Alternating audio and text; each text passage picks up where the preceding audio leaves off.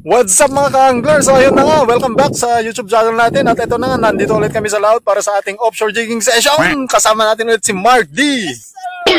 So ayun, mag-explore ulit tayo ng spot. Kasi last time nag-explore kami ng 200 meters to 250 meters. At ayun na, productive naman yung area na napuntahan namin. So ngayon, try naman natin sa iba. So pupunta tayo sa hanggang up to 300 meters kung kaya natin. At kung maganda yung agos niya. So ayun na guys, bago tayo magkulog, syempre mag-tutorial muna tayo and then mega shout out to the following anglers.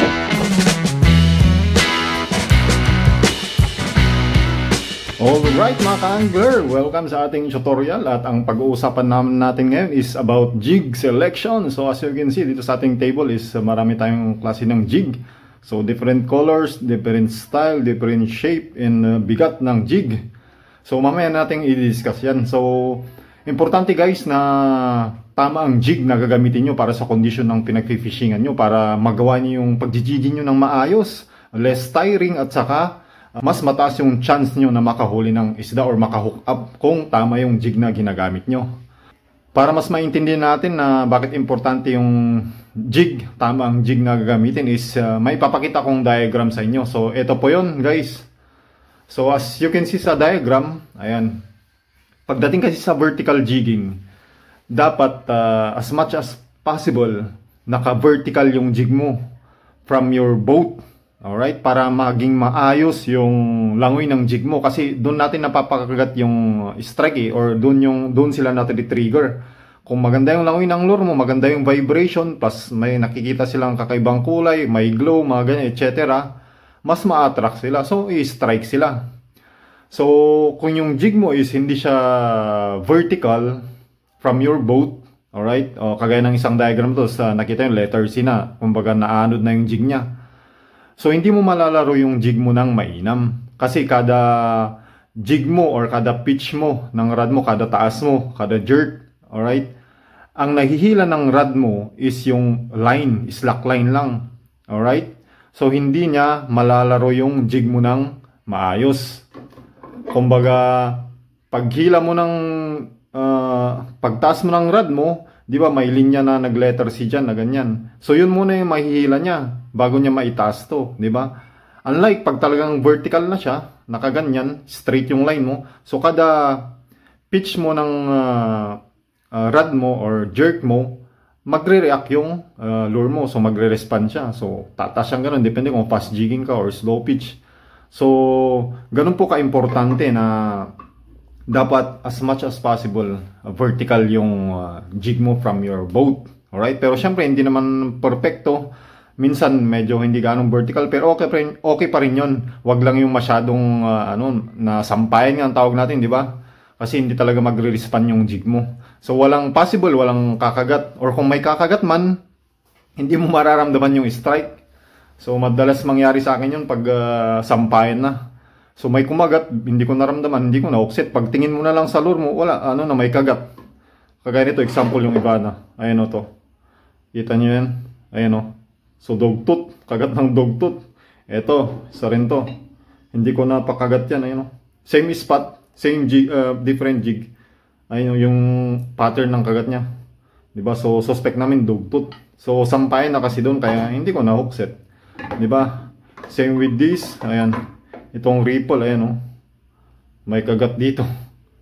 Diba? Hindi ko naramdam. Kaya, ayun, hindi natin na-hook set. So, hindi natin nakuha yung isda. So, yun po, napaka-importante po talaga na tama yung jig mo. Okay, nagagamitin para sa condition ng madadatnan mo, yung agos doon sa ilalim or yung current na tinatawag nila. So, yun po, tandaan nyo yun, importante naka-vertical. Okay, pag vertical din kasi, hindi ka mahirapan mag-jig. Kasi pag sampayan, wala, ang hirap, di ba? Mabigat. Sa mga naka-experience yan, comment down below. Ayun, punta naman tayo guys sa ano ba ang tamang jig na gamitin? Or ano ba dapat ang meron ka sa inyong tackle? Ano bang jig ang meron ka dapat? So, guys, naiintindihan ko, nakakalito kasi napakaraming klase ng jig. Yung shape, yung color, yung design, napakadami guys. Pero ito lang, simplihan natin. May tatlo lang na kailangan yung jig, na shape ng jig. Kung meron ka na nito, okay na. Alright? So, para mas madali, ayan, tanggalin natin tong iba. ito para mas ano. Ayan. Mamaya na natin pag-usapan yung iba. Ayan. Alright. So dito tayo mag-focus. Ayan, magkakaparehas na kulay. Blue pink zebra ang tawag dyan sa kulay na yan. Right? So ito. Kung napanood nyo guys yung aking vlog nung nakaraan, months ago. Actually na ano ko na to, medyo na-discuss ko na rin to. So meron akong tatlong klaseng jig na ginagamit. Alright? So meron to yung short na ano, mataba. So tinatawag ko ito na tabachoy. Ito yung mga klase ng jig na ganyan. Di ba? Matataba na short. Tapos meron naman yung payatot na mahaba. Ayan. O slim, di ba? Ganyan. So ito yung tinatawag ko na payatot. Ayan. At meron naman yung in-betweener. Yung hindi naman gaanong short, hindi naman gaanong kahabaan, tapos hindi gaanong kataba. Di ba? Saka hindi naman gaanong kapayat. So tinatawag ko ito na macho. Alright? So meron si tabachoy, si macho jig, at saka si payatot jig. Ayan. So ayan po guys yung tatlo na marirecommend ko na shape ng jig na kailangan. Hindi naman yung shape, yung style ng jig. Right? Kasi marami din naman kasi ng shape ng jig na tabachoy, payatot, at saka macho. So para hindi kayo malito, tandaan nyo lang tabachoy, macho jig, at saka payatot. So ayan po, importante meron kayo nito. So bakit importante meron kayong tatlong to? So hindi naman kasi natin alam yung madadat natin na condition ng tubig or yung current. Gaano kalakas ba yung current sa bawat spot na pupuntahan mo. Kaya importante na meron kayong tatlong klase na to para magagamit mo kasi yun. So magdito-determine yung jig na shape ng jig na gagamitin mo dun sa lakas ng current sa ilalim. Alright? So for example, naghulog kang ganyan, napakalakas ng current, hindi mo magagamit tong klase ng jig na to kasi malapad siya. Mas lalo siyang maaagos. Alright? Di ba? Tandaan nyo yung diagram kanina, dapat vertical. Pag malakas yung current, tas ginamitan mo ng tabachoy na jig, mas lalo siyang maaanod. Alright? So ang pinakamagandang gamitin dun kung malakas yung current is either itong macho o kaya itong payatot. Most probably payatot kung sobrang agos. Pero kung kaya ng macho jig ang gamitin nyo. Alright? So what if naghulog ka naman is okay naman, hindi siya maagos.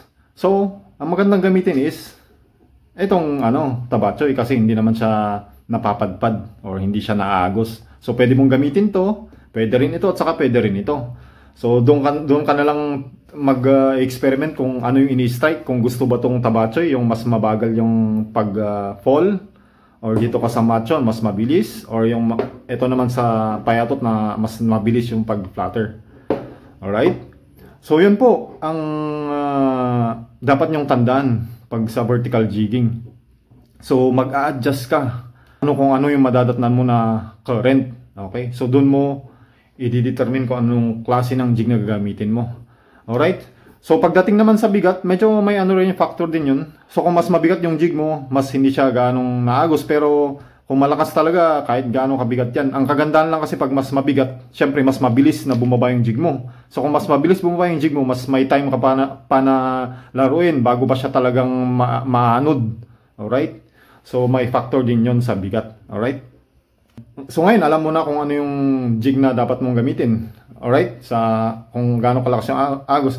So ano naman yung pinaka-tip ko guys para hindi na kayo mahirapan. Kasi hindi mo naman alam kung gaano kalakas yung current sa ilalim, di ba? Wala ka namang gamit, di ba? Pwede mo lang titignan lang kung experience ka pero hindi mo pa rin masasabi, lalo na kung may cross current siya. So ang pinakamaganda guys na gamitin nyo or first na ihulog nyo is yung macho jig. Ayan. So, ito yung parang pang-test nyo kung maagos ba o hindi. So, dito ka na mag-adjust. So, kunyari, hinulog mo tong macho jig na to. Tapos, pagbaba niya, naaanod pa rin siya. Okay? So, mag-adjust ka. Dito ang gagamitin mo. Yung payatot. Kasi nga, mas slimmer to. Less yung drag niya ng current. Mas malalaro mo ng maayos. Mas vertical siya. So, paano naman pag-drop mo nito is hindi siya maagos. So, pwede mong gamitin na to kasi hindi naman na maagos. Or pwede ka rin mag-adjust papunta dito sa tabachoy. So, ibig sabihin, pwede mo pa rin malalaro tong tabachoy kasi hindi nga siya gaanong maagos sa ilalim. At pwede rin ito. So, yun po. So paano naman pag ginamit mo kaagad tong tabachoy? Di ba? So for example, ganito, sabihin mo na kay 200 meters. O kapag nasa 200 meters ka or 300 meters, nag-drop ka ng tabacho kaagad. Okay? Di pagbaba ng jig mo, tapos maagos na, maagos pala, di ba? O di, hindi mo rin malalaro to, mag-aangat ka na naman, di ba? Malalim yun, nakakapagod, di ba? So, ang pinakamagandang gamitin na una is, dito ka sa gitna, sa macho jig, para hindi ka na mahirapan. At least, matest mo. So, ayun guys, yung tamang paggamit ng tatlong klase ng jig na to para ma-determine mo kung tama ba yung jig or yung shape ng jig para dun sa current situation or yung agos dun sa ilalim. So, ayun po guys, ngayon, since alam nyo na kung bakit importante ang pag-select ng jig at saka, yun na, bakit dapat vertical at saka paano gamitin. So ngayon alam nyo na yun, punta naman tayo sa paano ba pumili ng magandang quality ng jig. Syempre binabayaran natin yan, di ba? Mahal ang mga jig. So dapat ang makuha mo yung mga at least magandang quality. Pero syempre may mga factors to consider na hindi naman na importante, less important. So yun yung i-discuss natin bago tayo punta dun sa mas importante. So una is yung kulay ng jig. So napakadaming kulay ng jig. So color, meron tayong silver zebra. Ayan. Meron tayong blue pink. Ayan. So it's ito, blue pink din to. Meron tayong ito, parang candy. Ayan, ito walang pangalan kasi galing to kaya ano pa lang to. Kaya hindi ko pa ma-field test to kasi walang pangalan, so hindi natin may ano. Ito, pero ito, mabibili nyo ka to kay ewan ko kung meron siya. Kay Tackle Direct. Ito. So medyo na-intriga ako sa klase ng jig na to kasi never pa akong nakagamit to. At saka letter S, parang sexy. 'Di ba? So, siguro maganda yung action nito. So, yan, tandaan nyo pala guys, bawat shape ng jig may action yan. Okay? So, doon na lang kayo mag-experiment kung ano yung kinakagat nila. Alright? Kung ano yung, kunyari ito, gumagamit kayo ng tabachoy na jig. Ayun, try nyo to kung kinakagat. Ito, maganda rin tong ripple kasi, magaan i-jig. May different actions from others. So, experiment nyo lang kung saan sila kumakagat. Ganun din sa macho na jig. Merong iba't ibang shape. Ayan, diyan ko kinategorize kasi guys, ito. Ayan, kinukonsider ko yan as mga macho jig. Ayan, mga ganyan. Ito, macho jig. Ayan. Ito, bam. Yung bam at saka singit, parehas lang yan. Ayan. At saka, maganda to sa maagos kasi may grid siya. Ayan, mga ganyan-ganyan. So, dito naman sa mga payatot. Ayan, ito. Ito yung mga ginagamit ko. Ayan. Ito, hugot, tik-tik, and marami pang iba guys.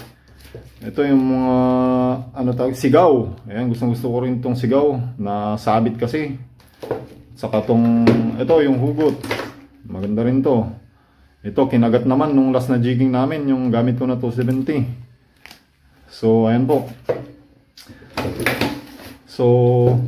So yun guys, may kanya-kanyang shape, may iba't ibang action yan. So, subukan nyo. Kaya importante rin na meron kayong iba't ibang klase ng shape. Most importantly, meron kayong tatlong yun.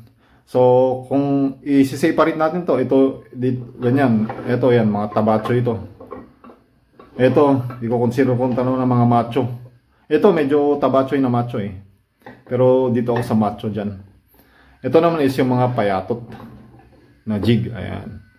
So, yan, di ba? Mag-ano sila, magkakaiba. So, yun po, ngayon punta tayo dun sa selection ng good quality jigs, alright? So, una na less important is yung kulay, alright? So, hindi importante gaano yung kulay, lalong-lalo na pag malalim naman yung spot nyo. Pag nasa light jigging kayo, 50 meters in below, okay lang. Na, siguro may effect gaano yung kulay. Pero pag nasa deep na kayo, mga ganyan, more than 50 and above, 50 meters, mga ganyan, 80, 100, etc. Less important yung kulay. Kaya guys, huwag kayong masyadong ma-pressure sa kulay. Any color, kunin nyo, subukan nyo lahat. Alright? Kung saan ka makabuild ng confidence mo, yun ang gamitin mo. Right? Ako, ang mga ginagamit ko usually, mga ito, nakikita nyo naman yan. Itong silver zebra, ito mga dotted, maganda rin yung mga dotted na ganyan. Purple dotted, as you can see naman talagang beat down na mga to. Ito mga blue pink zebra, ayan. Ito blue pink, ayan, marami na rin mga nadawing mga to. Ito, blue pink din, ito red. Ito, isa pa lang yung nahuli ito kasi bago itong gamit ko, yung ginamit ko. Ito, itong calamares, ayan. Ito, marami na akong nagamit na calamares. Ito, bago-bago pa kasi ito, kaya walang gaano-ano. Pero may nahuli na rin. Saka ito, Werpa, Silver Zebra. Ayan. Ito, talagang marami na to. Ever since kasi ginagamit ko no singit. So, ito, marami na rin nailang dyan. Saka syempre, ito, isa rin to sa paborito natin. Yung kutsara. Kasi may kakaibang action to guys. Ito, spoon type. Lalong-lalo na pag hindi naman ganong kaagusan. Sa ilalim, malakas yung current. Maganda rin gamitin to. Saka ito, Ripple. Blueping Zebra. Blueping Zebra, Silver Zebra. At saka ito, ang gusto kong itry. Yung kay Tackle Direct. Siguro kung meron na siya yung yung may pangalan para mas maano natin, madali nating may promote at saka may field test na rin. Diba? Kasi walang pangalan eh. So, ayan. Shoutout kay Tackle Direct, Sir Rene. Alright. So, ito may mga pink din. Gumagamit din naman ako ng mga pink. Ayan. Ayan o. So, syempre ito kay Good Catch.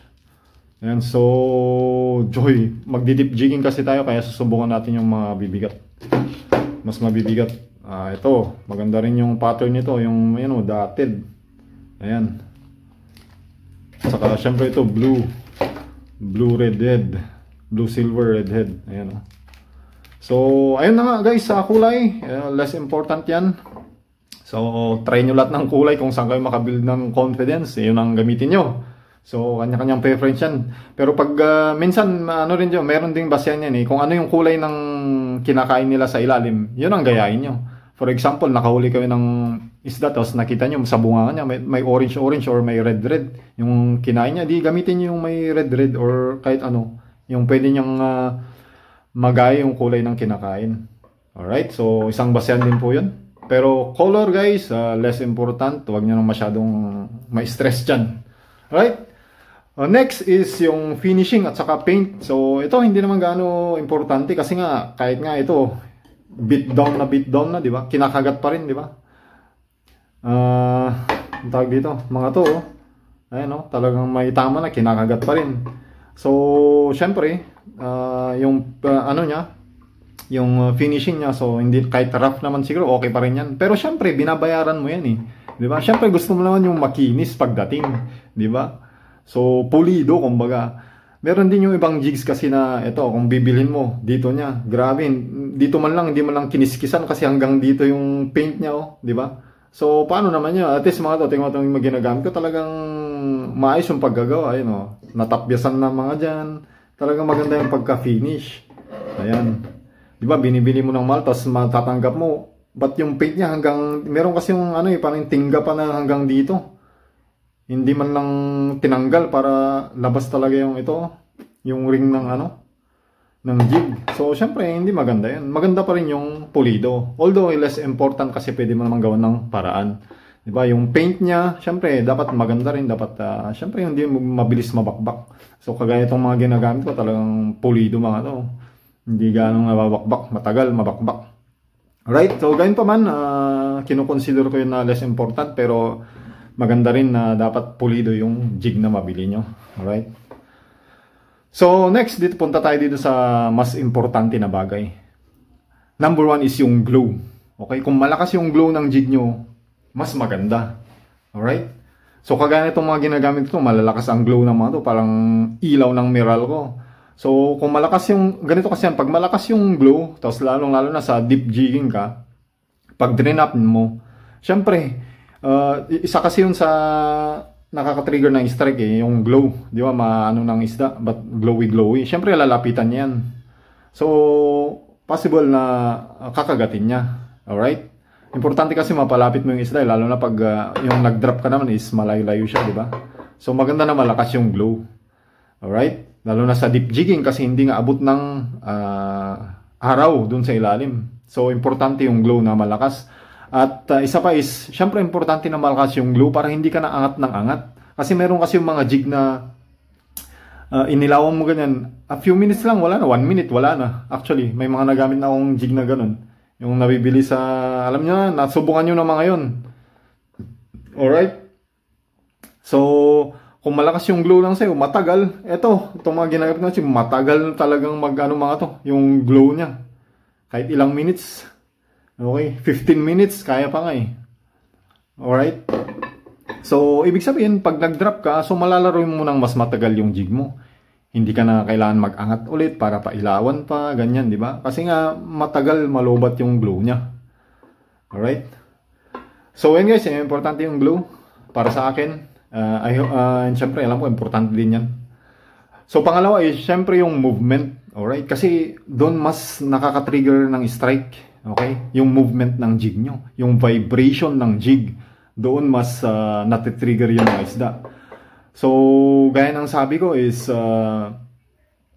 may iba't ibang klase ng jig. So, hindi naman natin alam lahat kung ano, paano yung movement niyan. Unless i-field test natin. Pero, ito na yung mga nasubukan ko na maganda, na i-strike talaga. Okay, marami pang iba actually. Hindi naman natin pwedeng buksan yung mga paninda natin na jig. Pero ito yung mga ginagamit ko talaga. So, yung mga shapes, tingnan nyo, gamitin nyo, iba't ibang klaseng shape. Kasi doon nga mas primary, yung movement ng jig, vibration. Tapos, glow, mga ganyan. Mga secondary na lang yung mga color, mga ganyan, finishing ng jigs. Alright? I hope may natutunan kayo or mayroon kayong na-pick up sa ating tutorial ngayon about selection ng jig. So, basta lagi nyo lang tandaan guys, dapat always vertical yung jig nyo. Kasi kahit maganda yung jig mo, tamang shape, tamang size, tamang kulay, kung maagos naman yung area, wala, useless guys. So as much as possible, vertical, stay vertical. And so pagdating pala sa brand, no brand wars dito guys. Kahit anong brand yan, basta maganda yung jig. Eh syempre ako, good catch. Ayan, talagang subok na eh. Alam ko naman yung iba dyan, good catch na talaga, maganda eh, di ba? So ito pala yung jig na so far sa mga nagagamit ko. So far sa mga nakagagamit ko na magandang finishing, malakas ang glue, alright, makapal ang paint, okay, hindi nababakbak kaagad. Good catch tayo mga ka-angler. Alright, so susubukan natin yung mga iba kung may magpapadala ng jigs nila, di ba? Para maano natin. Ito maganda rin to. Makapal yung paint. Malakas din yung glue. Kaso walang pangalan. So paano natin may ano? Pero kay Tackle Direct guys, makukuha nyo ito. Alright? So ayun na mga ka-angler, kita-kits tayo sa laot at tignan natin kung ano yung mahuli natin. Mga ka-angler, i-apply natin syempre yung natutunan natin, okay, regarding sa ating jig selection. Alright, let's go! So last time, itong singit yung bumira sa ating mga nahuli, saka ripple. So syempre gamitin ulit natin itong singit, 350 grams, ayan mga ka-angler. Saka syempre gamit natin yung twin assist hook natin. So, lahat po nang nagamit na fishing tackle dito sa vlog na to is ilalagay sa may description ng video at kung saan kayo makakabili. Ayan. Siyempre, yung twin assist hook natin at yung mga jig, mabibili niyan sa Reg Fishing TV. So, mag-inquire lang kayo doon, Reg Fishing TV, Facebook page. Yan. So, back to back to, may luminous. Ito may batik-batik. As you can see, kaya maganda. Pati yung ano natin, luminous yung fish eye at saka yung ano. Alright, game na. Game na. Saan ba? Yun. So, pinitch natin doon. Kasi yung bangka namin papunta doon, magdi-drift doon. So, papunta dito yung door natin. So, ipipitch mo doon para pag bumaba na yung jig mo, at least andito na sa baba, vertical. Diba? Unlike pag dito mo na ibababa, drop dito, gaganon yan eh. So, pitch mo doon para tingnan natin yung agos niya kung okay naman. Mukhang okay naman guys. Ayun guys, nagpalit tayo ng jig kasi hindi naman maagos. So, nag-downsize ako ng 300 grams para hindi tayo gaano mapagod guys. So, gamit natin itong Werpa, 300 grams. Alright, drop na this. At ayun na nga mga ka-angler, first fish, first hookup. Gamit natin yung Werpa 300 grams. Dali sa mga 210. Right. Uy! Fish on! Ayan na, dalawang line na. Saan ka na? Ayan na. Magpakita ka na, yun na, nakikita ko na guys. Isang linya na lang. Ayun, oh. Putis. Jobfish na naman to. Uy, may jobfish din dito, ah. Ayun, sabi ko na. Uy, hindi! Ano to? Wow! Ayun, oh. Snapper, snapper. Ayun ang sinasabi ko, umano pala sa katawan niya, kaya ano. Kaya pala mabigat. Panalo. Alright, anong klaseng snapper to, guys? Nahuli natin. Ayan, oh. Kaya palang bigat mo. Yan, oh. Species unlock tayo, mga ka-angler. Panalo. Wow. Wow, wow, wow. Alright. Ayun, guys, yung ating first catch. Ayan, oh. Anong klaseng snapper to or isda? Ayan, oh. Champion. Nadali natin sa werpa. Alright. Yes, sir. Yes, sir. Yes, sir. Fish on, fish on. First fish of the day. And another fish, mga ka-angler. Parang same ng laban niya kanina. Parang may snag na po. Same bigat din. Dito tayo sa bite mo ng malaki mong ano eh. Fish on, fish on. Alright, alright. Come on, mamon, cinnamon. Uy. Uy, nawala na ang hook. Sayang. Ay, nawala. Nung malapit na, guys. Yun, fish on si Mark D. Fish on si Mark D. Dito sa ilang meters na ba to? Mukhang nasa ano na. Na-check natin. Lumipat kami ng spot, guys. Kasi sa unang spot namin ayun, isa lang yung nailan namin, tapos unhook yung isa. Tapos ito may mga napoke up si Mark D sa wakas. Baka GT, ayun, oh, may kulay. Mahababa din, ah. Mahababa. Ano yan? Turutot? Uy, oh, sarap yan. Uy, yung laking turutot. Panalo. Laki. Laking turutot yan. Nice catch, oh. Panalo. Sarap niyan. Sarap niyan, sarap niyan. Madulas yan. Sa ano mo na lang hawakan dun sa tas-tas niya. Fish on, guys. Alright. Naka-hook up din sa ukas. Naka-hook up din sa aming third na spot. Bawat spot, tag-isa yung nakukuha namin, ah. Come on, mamon. Alright, 60 na lang, guys. 60 meters. Huwag ka ulit man-hook. Please lang. Na-unhook yung kanina. Alright, alright. 50 meters. Talagang tiyaga lang talaga pag naghanap ng spot. So, napagod lang kasi kami na mag-jig doon sa 200 to 250. Medyo nagpahinga kami dito sa mas mababaw. Namumula, guys. Namumula. Namumula. Uy! Yung ganun din. Mamartak. Ganun din. Mamartak. Mamartak pala daw to. Sabi naman. Yes, maliit. Champion. Nakuha ko din. Ganito yung nahuli ni Mark din nung nakaraan. Pero ang laki na sa kanya. Mga 2 kilo. Ito, mga kalahati lang. Nakuli natin sa BAM. BAM BAM Bigolo. 250 grams. Nice snag siya, oh. Sa katawan. Ayan. Alright. Yes, mga pang-ulam size. Tamang-tama lang. Ay, ano kaya ang next na mahuhuli ni BAM BAM Bigolo? So, ayun na nga. 3 fish. Nakatatlo na kami. Plus unhook na isa. Ay, unhook. Malapit na eh. Na-unhook pa. Ang tawag dyan. Uy, ano naman? Ayun na. Yes. Fish on. Meron ka din? Fish on, guys. Ang ganun din, ah. Uy, hindi. Lumalaban, lumalaban. Sumisipa, sumisipa.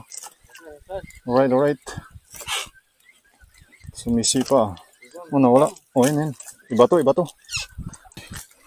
Back to back. Yun, fish on din. Yes! Alright. Fish on din si Mark D, mga ka-angler. Ayan. Baka jump fish, bro. Ha? Baka jump fish din. Hindi naman to malaki din eh. Sakto lang. Sumisipa-sipa. Yan na. Sangline na lang to. Jump fish ka sana. Uy, jump fish nga. Uy, jump fish yan. Uy, malapit na. Malapit na. Malapit na. Yung pagka-hookset ko, doon yung blue ko, pati ako napisang. Grabe, napunit yung buhang. Lakas na ng pagka-hookset. Uy, jump fish din yan. Nice. Cool. Ayun guys, ayun. Hulog na kagad kasi ano. School mga to eh. Uy. So, tamang size lang mga ka-angler. Ayan. Ayan. Uy, Rico. Mga 1 kilo din. Kulang na 1 kilo. Yes! Okay. Lagyan na natin dito para tirahin na natin. Habang andyan sila. Drop na kagad. Job fish din yan. Malamang. Ano yan? Tiki yan? Oh, laki ah. Ay, Hindi. Tingnan mo nga. Uy, barakuda. Nice size. Ayan, mga 1 kilo rin yung barakuda oh. Woo! Nice catch. Masarap. Ay, yan na naman si Malikot. Yun! Fish on! Mas malaki ata. Uy! Malaki. Nice one guys oh. Ayun. Uy! Ayun na yung mamaw. Nag-request kami ng mamaw. Di mamaw na. Ilayo ko dito to para ano. Ayun, doon na. Ano to? Ayun, doon na. Doon lumutang. Ang bagdak, jobfish na malaki. Jobfish na malaki. Uy, malaking jobfish. Malaking jobfish. Andito, jumbo.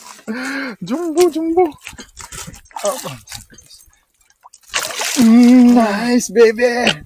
Alright, andito yung malalaki. Oops. Ayun, grabe. Malaki. Mga 4 kilos. Yan, wag na tayong masyadong mag-assume na 7 kilos. Ayun, 4 kilos guys. Using good catch, klaro, at saka syempre yung assist hook natin. Nice catch by Mark D. Yun oh, nahanap namin yung mga jumbo na naman na jobfish. Nice one! So, sabihin na natin na 4 kilos, no? Oo. To be safe. Kahapon na rin. Nice catch. Thank you! Alright. Mag-drop na tayo. Andun sila. At ayun na guys. Nung nag-redrift tayo, nakahuli kagad si Mark D. Pagka-drop pa lang yan, mukhang malaki din. Oh. Jobfish ba? Parang jobfish. Nice one. Nice one. Yes sir. Oh, malaki na naman. Kambal niya guys. Kambal niya. Huliin natin yung kasama niya rin. May asawa yan. Ayun, nandun. Lumutang. Nice. Ay, buti na lang.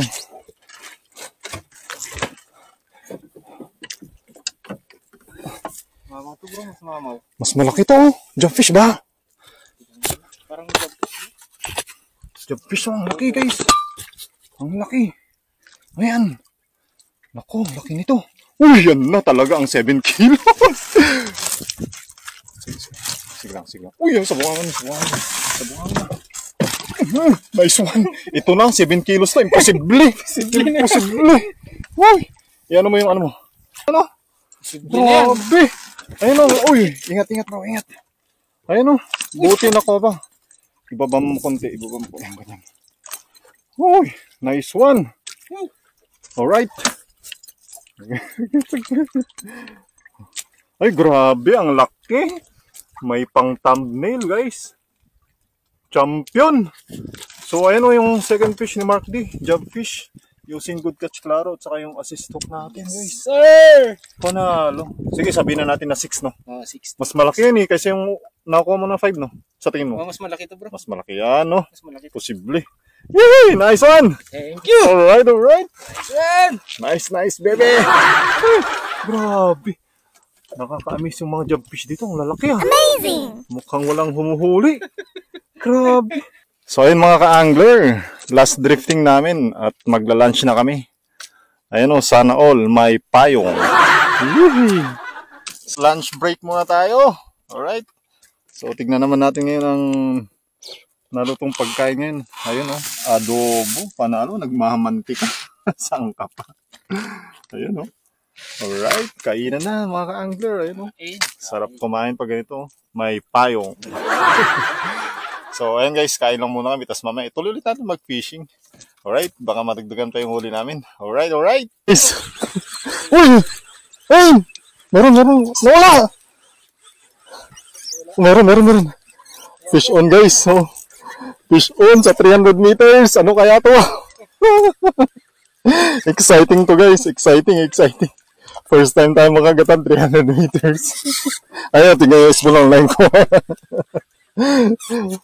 Malalim na. Nasa 300 meters kami. Uy! Bigat din ah. Oo.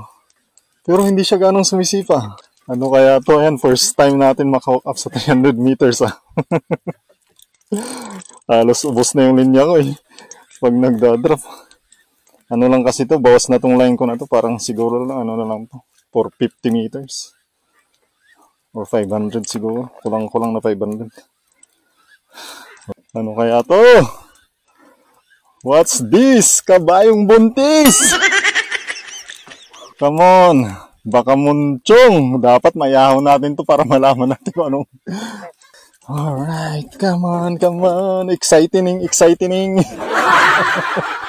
300 meters. Oh. Malapit na to guys. Ayun oh.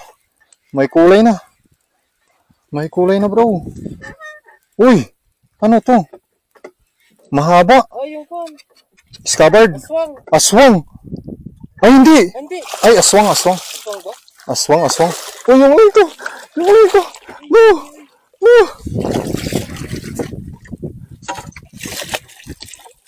Hindi ka dito.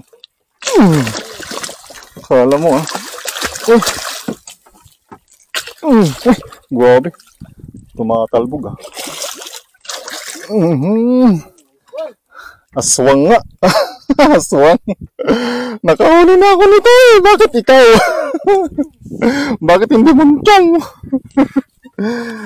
So ayun na guys, ang dawi natin sa 290 meters. It's a swing.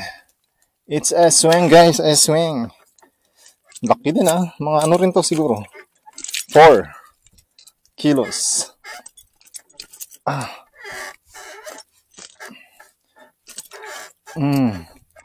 Murder. Malasa din naman to. Sarap igata. Prito tos gata. Hindi ka ba nakadawi ng ganito? Grabe yung ngipin nito. Grabe. Tingnan mo. Hoy! Nakawala. Quack. Ano ba yan? Ano nga guys? Quack tayo ngayon. Tayo ang quack.